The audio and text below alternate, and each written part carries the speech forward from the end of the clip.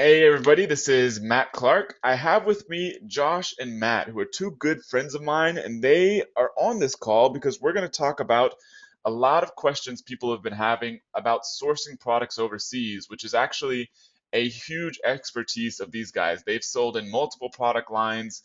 One of them, Josh, I'm not sure about Matt, but I know Josh has lived in Hong Kong twice. He is an American. I mean, but they both really know this business, this market, and they know how to source products overseas. So that's what we're going to be talking about. So I basically compiled a list of all the questions that people have been asking inside the Amazing Selling Machine membership and sort of compressed them down into a few, list of about 10 or so topics that we're going to go through. Now, like I was just talking about before this call with Josh and Matt, some things, depending on what kind of product you're selling and those kind of things, it doesn't mean just like with me selling on Amazon, haven't experienced every possible thing on the planet that comes with selling on Amazon. Like they haven't experienced every possible thing on the planet with sourcing overseas, but they obviously know enough to get products, make that business, and be extremely successful at it. So hopefully they'll be able to answer a lot of the questions that you all have and really give you some good information. So yeah, so I just want to welcome Josh and Matt to the call. So maybe if one of you wants to jump in, just tell a little bit about your sort of experience, background, and how you got started with sourcing products overseas rather than domestically. Yeah, I appreciate the intro. This is Josh. I got Matt with me as well, as you mentioned. Yeah, between the two of us, we have over probably close to a decade now of import-export experience. As you mentioned, I lived in Asia twice, spent time in Hong Kong, China, Thailand, Japan, Taiwan. Some of that for fun, some of that for business. Um, I have my background is actually in the consumer electronics space. I spent years going to consumer electronics trade shows over there, visiting factories in places like Shenzhen, Guangzhou, Dongguan, things like that. Between Matt and myself, yeah, as I mentioned, we've got probably about a dozen years of experience. We've been overseas well over 20 times to visit factories and go to trade shows. At this moment, we're actually in the houseware space, the gift and premium space, a bit in consumer electronics, in the plastic space. So yeah, I mean, we don't have experience with everything, but when it comes to the rules, the regulations, the logistics, the relationships with factories, we've got a pretty good grasp on what's going on. Awesome. So Matt, so one thing I don't even know for myself is sort of how do you all work together? Because we were talking about this before. I mean, I've talked to Josh a lot on the phone. I mean, but how exactly do you all sort of split duties and split skill sets in your businesses? Yeah, so Josh mainly deals with the factories from the point of when we find a product to developing the product to packaging, basically getting a finished product to us Uh-huh. and managing the relationship with these factories. I mean, clearly dealing with China is not something you do, between 8 and 5 at a desk. They work different timetables, they speak different languages. There's a whole different culture of doing business over there that definitely takes someone with expertise in that field to. It's not just to jump in and do it. You definitely have to go in prepared to deal with some of the barriers when dealing with these factories. Hmm. With that said, once you create the relationship and find the product, I do most of the logistics from getting those finished products from payment to our freight forwarder to getting the products to our warehouse and then getting them out to our vendors here. Okay, cool. So yeah, that's awesome. So everyone should have a good idea of like where you all are coming from with this. I mean, obviously these guys, I've got them on the call because they definitely know what they're doing. So we'll go ahead and jump into a few of the topics that I have here. Now, these aren't in any really particular order, um, but we'll go ahead and talk about the first one. A lot of people had questions about dealing with customs. Um, Things such as customs duties, paying for customs, having a customs agent.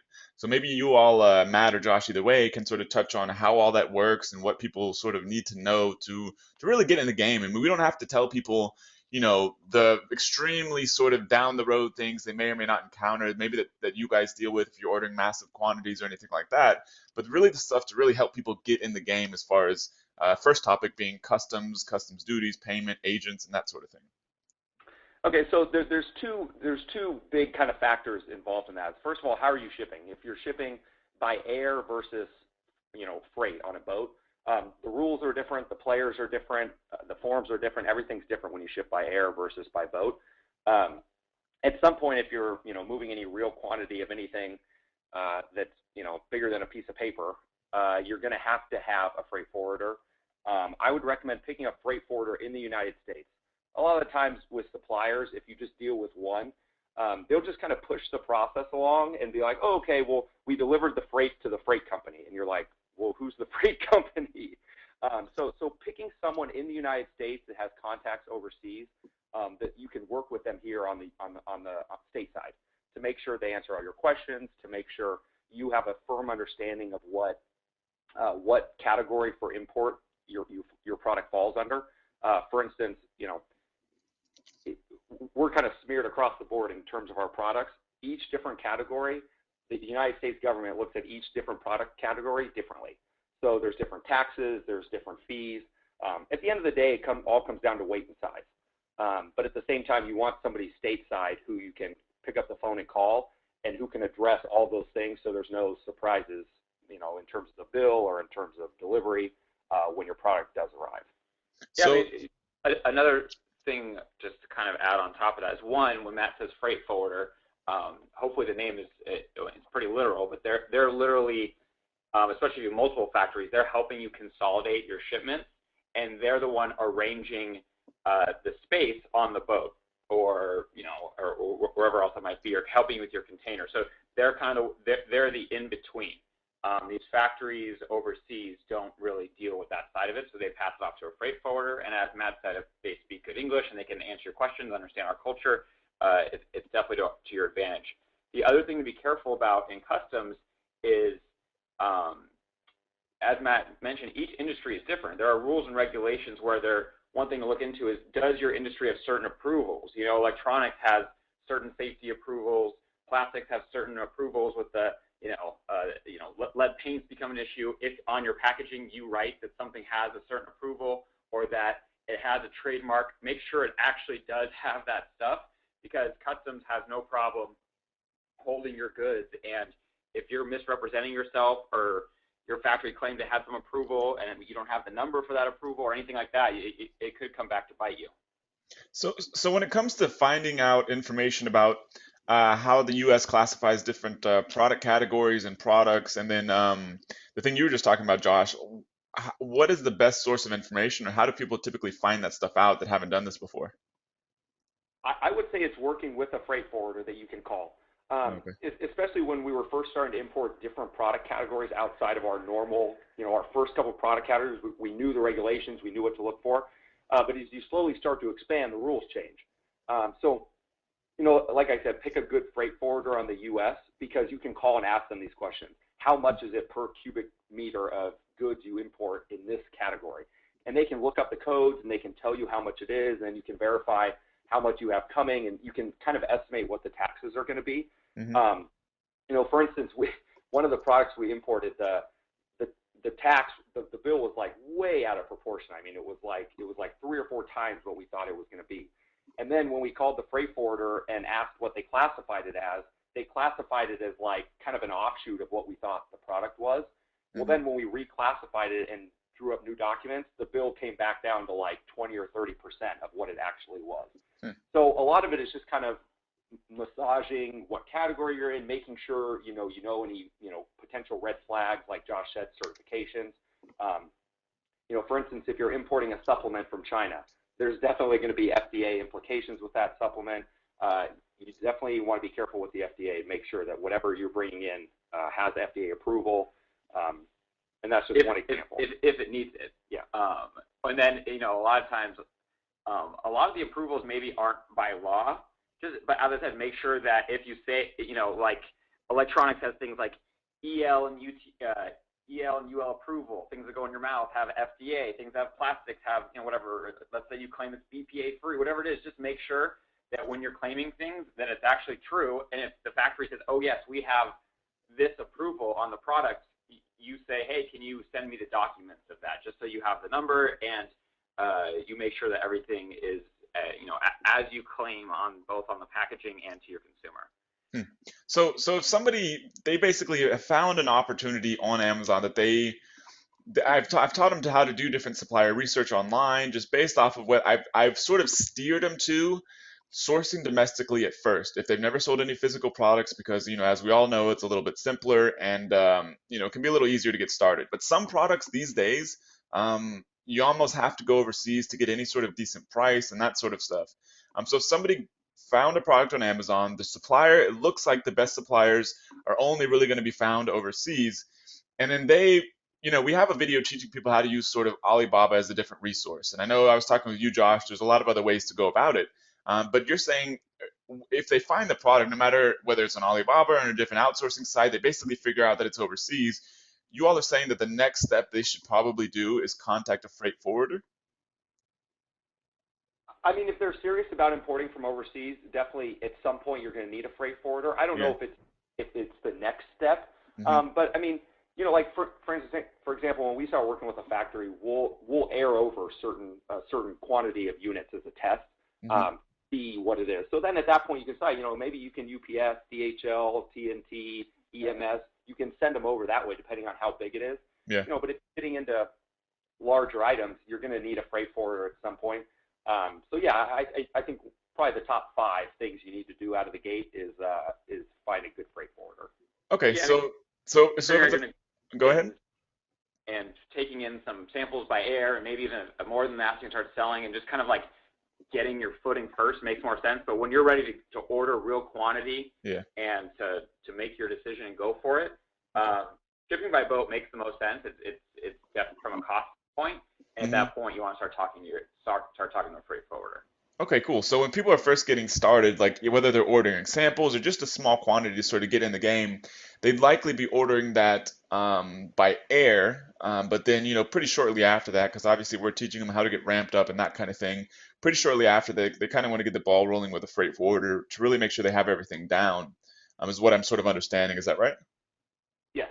Okay, cool. So another question that this kind of rolls into is that when you're ordering samples or whether or not you're ordering a small quantity to get started, for smaller products is what I've kind of geared people towards. Ideally small and light, but if nothing else, small or light. So ideally small and light though. So assuming people are selling those sort of products, um, have you all found the best way to use UPS or DHL? Because I was talking to my business partner who we basically sell some products that we source from overseas, and he was saying that we use typically DHL is going to be the cheapest. What have you all found?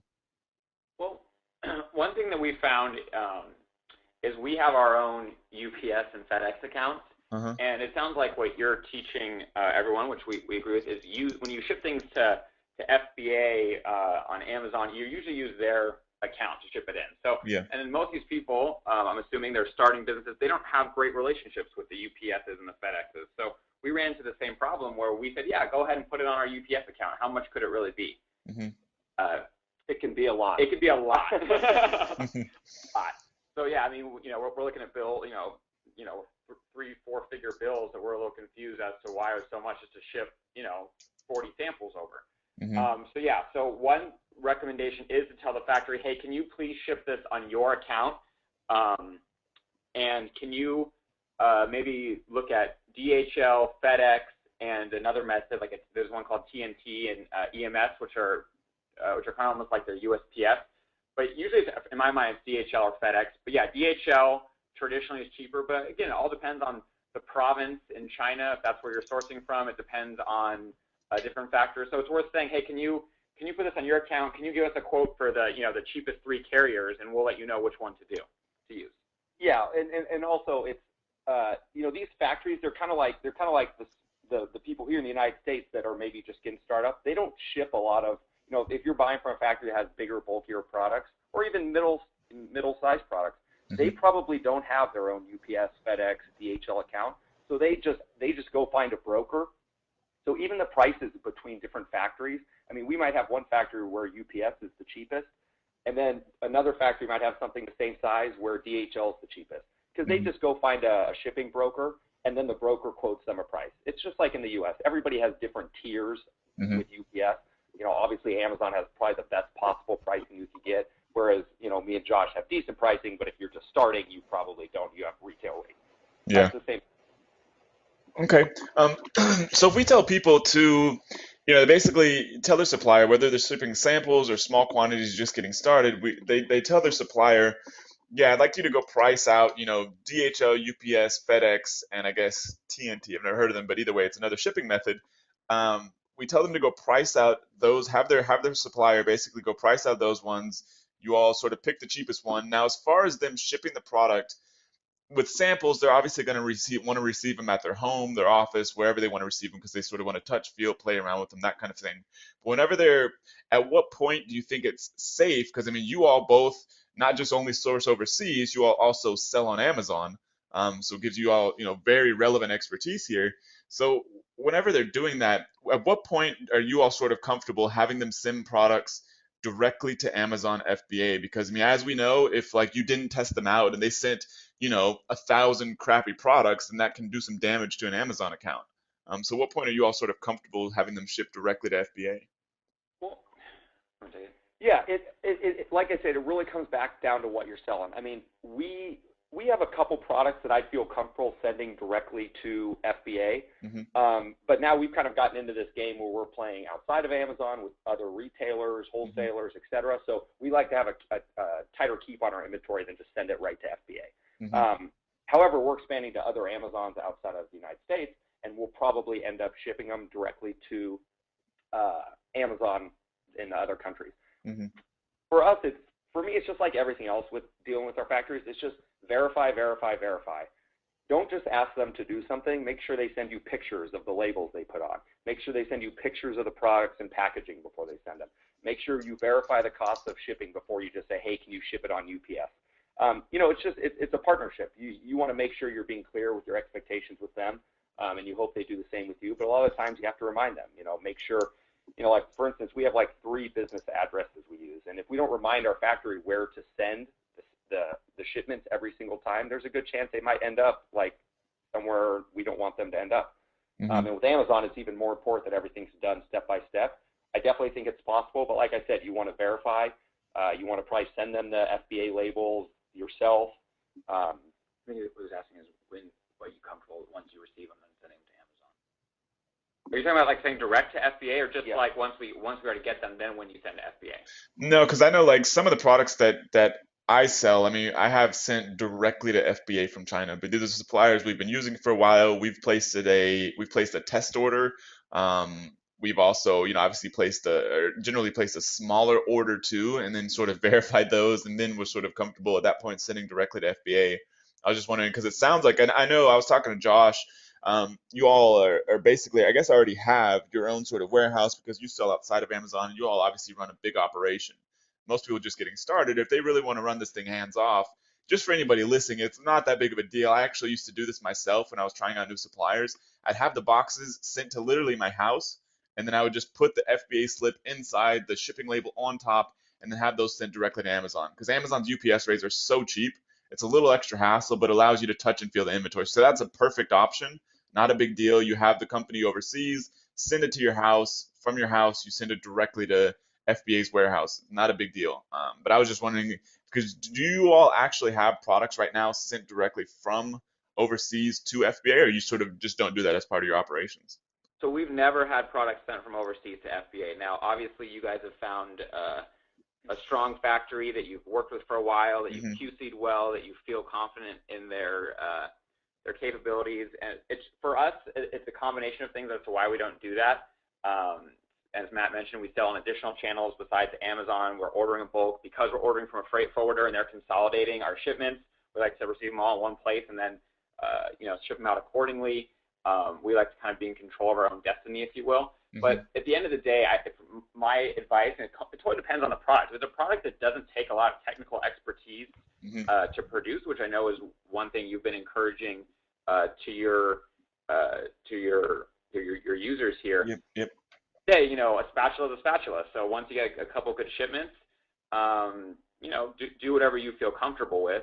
But if I had to give advice, it would be to do what you just said. Even if it's working from your house, get the shipment, open a few boxes, make sure it's what you thought it was going to be, put the FBA label on yourself and get it out. It's really not that difficult, and it could save some heartache, especially at the beginning, because I know to return shipments from FBA and Amazon like 75 cents a unit or something, and it just becomes an even bigger headache because now they send it out to multiple of their warehouses. So you start getting items back in like 12 different boxes, sometimes 50 different boxes. So it's nice to kind of be in control of your own destiny.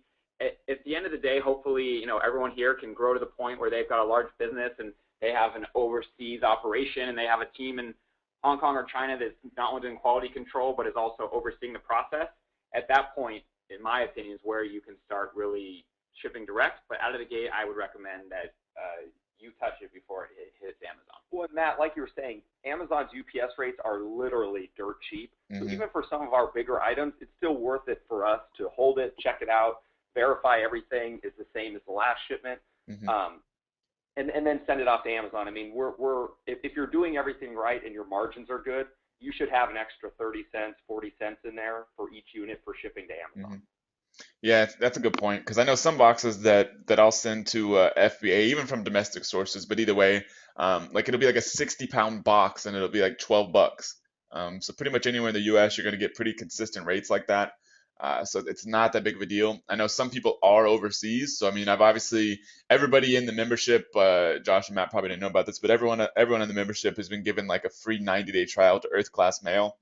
What I've used them for is not just US addresses, but I've also used them as kind of an intermediary when I really wanted to run a physical product business as automated as possible before I started sending everything direct to FBA. So I'd actually have the boxes sent to Earth Class Mail. Earth Class Mail would then put the packing slip inside the box, shipping label on top of the box, and send it off to FBA. And you can have Earth Class Mail take pictures of the product, do whatever needs to be done. So I mean, a lot of our members are overseas in places like the UK, they may be in Canada, they may be in Australia, New Zealand, etc. So that is another option. So you don't want to feel like you have to have your product sent, wherever you are in the world, if that's a big headache, and then sent to FBA because you can have the sort of Earth Class Mail option, which I did for a while. So Yeah, and I'll go ahead. I don't know if this is something that it's on you if all of people reach out to you if they want to come directly to us. But yeah, I mean, as you mentioned, we do have warehouse space, and if there are people overseas that need a temporary kind of in between for us, to help them receive products and get them to FBA, we're potentially available to help. So. Okay, awesome. Yeah, I will. We'll stay on the call for a bit afterwards, and I'll definitely get some of that information from you, see how people can do that. Um, so then, as far as this may go along with the whole freight forwarder, but people had questions, just like they had questions about customs, duties, payment, agent, that sort of thing. People have had questions about import duties. Who pays? How much? How does Amazon handle that stuff? So aside from if the freight forwarder handles most of that, I mean that's kind of that. But if there's anything else people should know, I mean, what do y'all think that is related to import duties?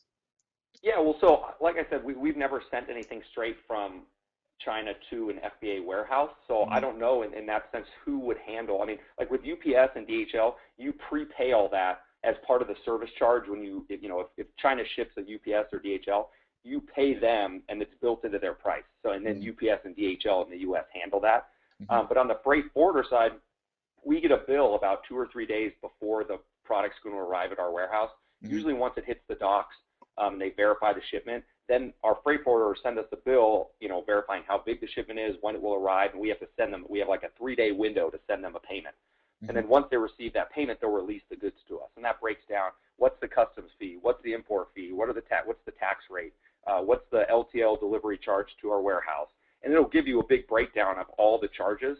If you send directly from China to FBA, it'll be the same charges will apply, but the cost will be a lot different because you're sending probably to Middle America, Kentucky, Pennsylvania, where all the Amazon warehouses are. Whereas Hmm. we're in California, so there's not a lot of trucking fees for us. The fees will be different, but Yeah, I know we've sent directly, like I said, we've used DHL to send directly from China to FBA, which is, pretty much all over the US and Phoenix and that sort of thing. We've sent directly to FBA, and I know for us, like those sort of taxes, like import duties and that kind of thing, will basically show up in our DHL account. It's not much you can do anything about. It's not like you can avoid them or anything like that. I mean, they have to be paid one way or another. I mean, it sounds like they'd be cheaper, potentially if you're shipping to somewhere on the coast. But either way, I mean, it's not exorbitant. It's not, sort of a deal breaker. but it's definitely something to watch out for. But I know for us, like it would automatically pass through the DHL account.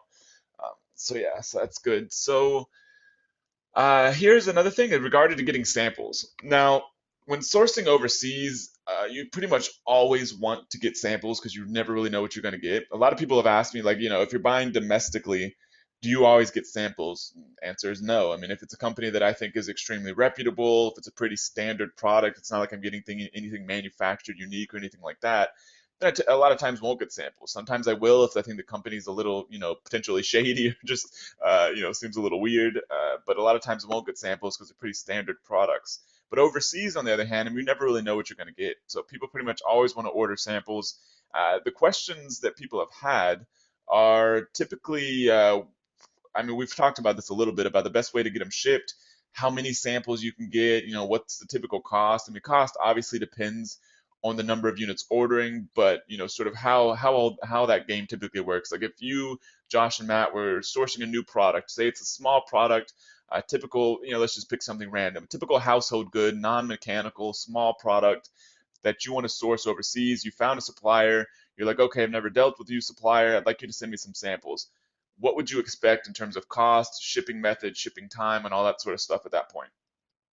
Yeah, I mean, on low-cost items, something that costs under $5 or $10, most factories won't charge you for samples, just for the shipping. But then some factories, they'll charge you like 3 times the price of the cost of one unit because they don't want you reselling them. They don't think they don't. Well, yeah, they just want to make sure you're not some random guy who's looking for a discount on a product. So what someone does, they'll charge you a lot more for the samples, and then they'll say, oh, we'll refund you this money when you place the first order. But both of those are relatively normal. More times than not, I see people say, yeah, we'll send you a few samples. Just give us your UPS or FedEx account.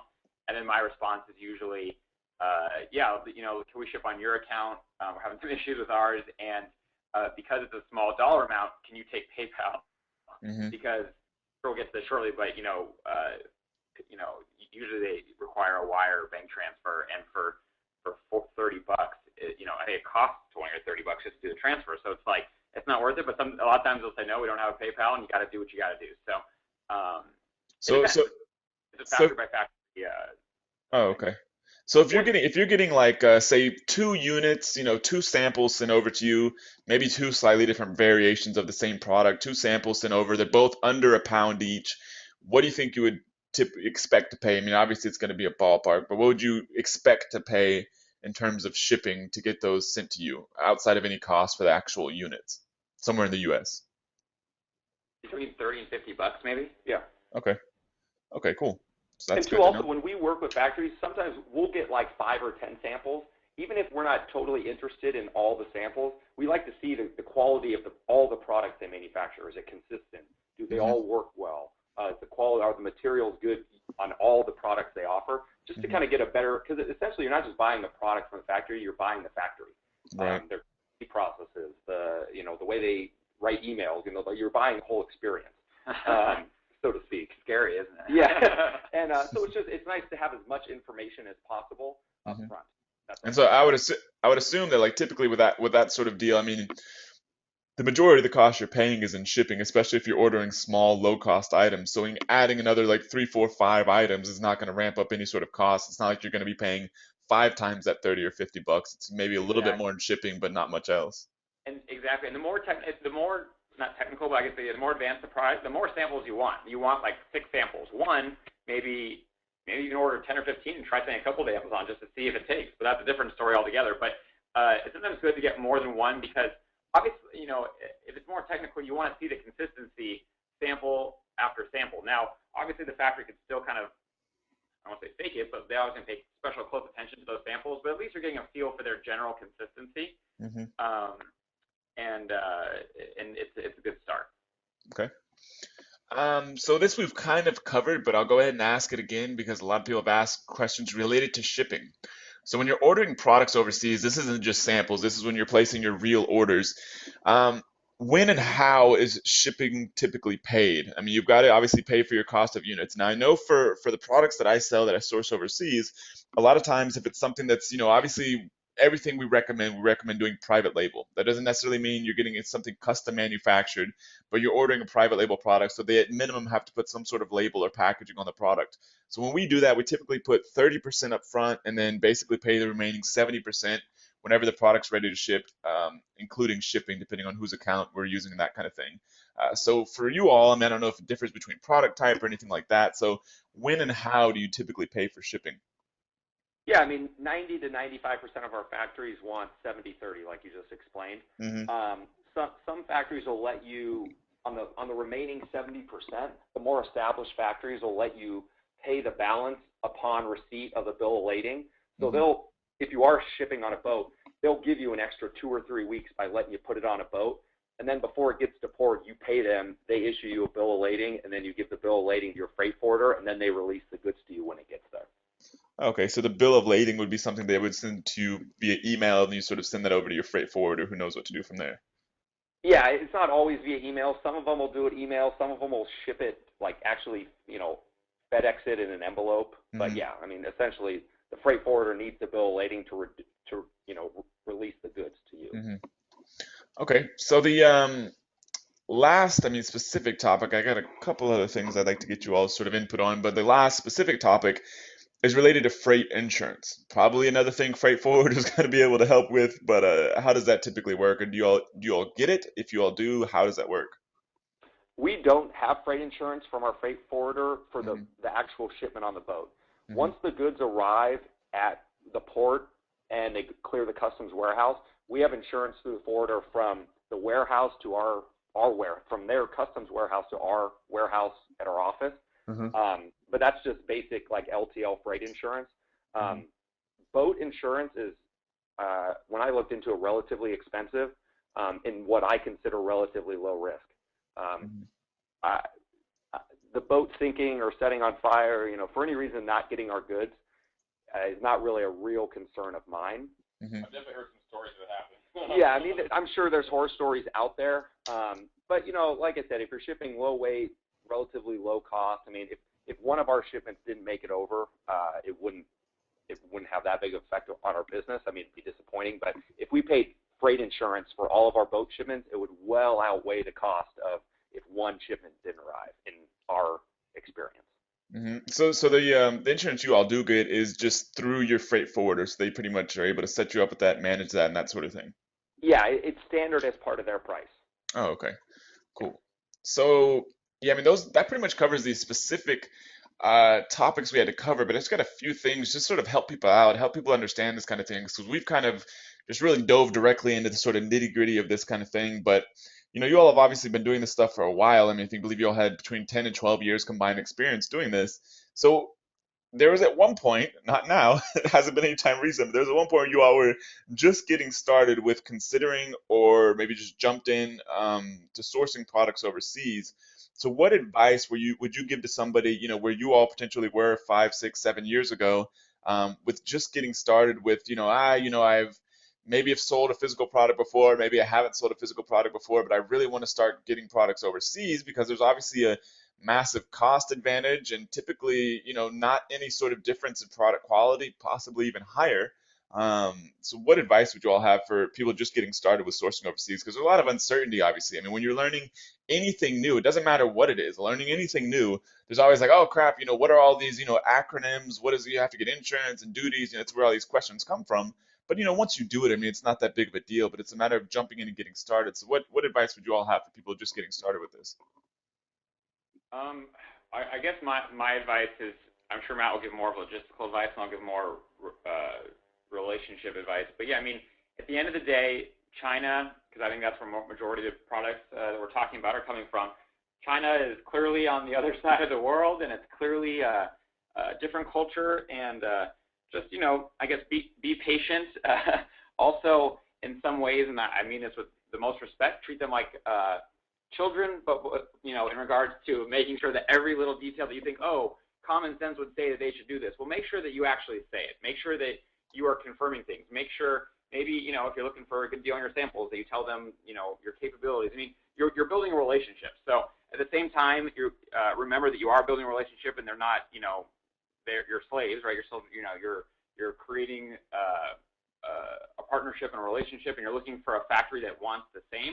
At the same time, between the language barrier, some cases the education barrier, and the location barrier and the language barrier, I think I might have said something a couple times there, is you need to make sure that you are very clear with these people on what you want and how things are going to work, and on delivery dates, and on making sure that, you know, if you renegotiate a price, that they're keeping the same components in the product, and that they understand how important consistency is, and that they're QCing, and, you know, just things of that nature. So really, you know, making sure that you are creating a relationship, that you're being clear on what you want to do, and yeah, and give it a try. I mean, you don't need to order, you know, a factory might say you need to order, the minimum order quantity is 3,000 pieces. We could say, listen, this is actually, or, you know, you can say we're a big company, whatever you want to say, but this is a new category for us. So we're going to do some tests on the category. Would you be open to letting us order a few hundred pieces or 500 pieces for an opening order, with the idea that we'll meet your MOQ the second time? So again, you're building the relationships. Go out there, give it a shot. It's as you said, it might look daunting, but it's just something that takes experience and time to play with. Cool. And then what maybe more on the logistics shipping side is, like I said before, is find a good freight forwarder. If you're not using a freight forwarder, if you're just using UPS, DHL, it's probably not as big of a deal. But yeah, I mean, find somebody that you're going to have questions. I mean, I still have questions to this day. When we enter a new category, the first thing I do is I talk to our freight forwarder to make sure that I'm not missing anything, because I've missed things in the past, and it just makes life a lot easier if you know what to expect when your shipment arrives, without customs having to tell you when it arrives, because that just wastes time and money and all those sorts of things. So finding a good freight forwarder, it's just like building a relationship with your supplier. Build a good relationship with your freight forwarder. There's a million of them. A lot of them are good. So making sure there's no surprises. Cool. So with you all's experience, I mean, what are some, you know, don't have to, I'm sure there's a lot of things people should avoid, but what are some major mistakes that you all have made or have seen other people make that that you would avoid with, especially getting started, or even once you're up and running with this, with sourcing products overseas?